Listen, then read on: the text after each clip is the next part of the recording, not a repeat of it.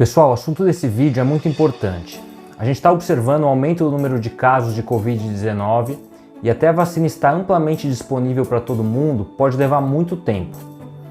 Eu vou mostrar aqui para vocês um método para lavar o nariz e as vias aéreas superiores que pode ajudar a proteger contra o coronavírus. Para você que se expôs ao vírus no transporte público, no restaurante ou até dentro de um hospital, presta atenção, fica até o final e compartilhe esse vídeo com seus familiares e amigos.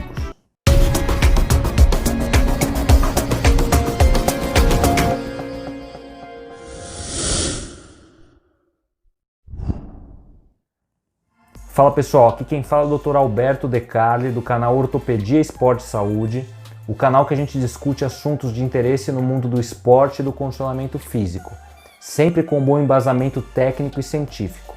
Se você é novo por aqui, não esqueça de se inscrever no canal e deixar o seu like no botão abaixo. Em agosto de 2020, um grupo italiano publicou esse artigo numa revista médica internacional, sugerindo que a lavagem diária do nariz e o uso do enxaguante bucal pode ser um método que proteja da infecção pelo coronavírus.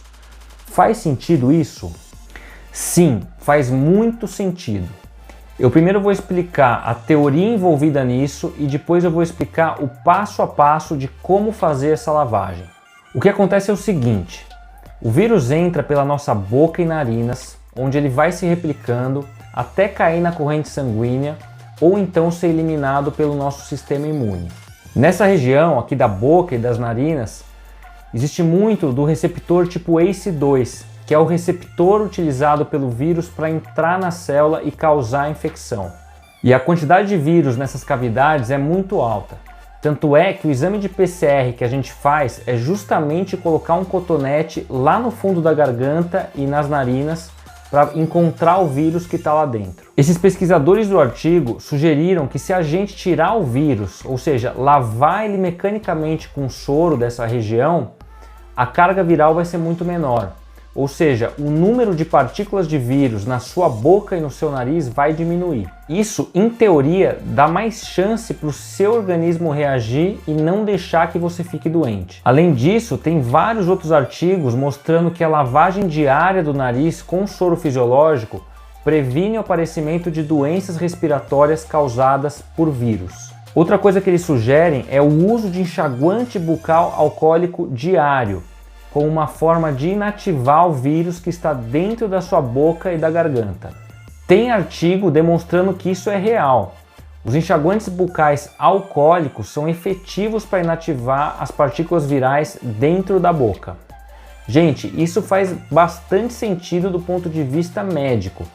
Eu mesmo aplico esse ritual de limpeza em mim quando eu volto do hospital e eu estou atuando na linha de frente durante a pandemia em pronto-socorro.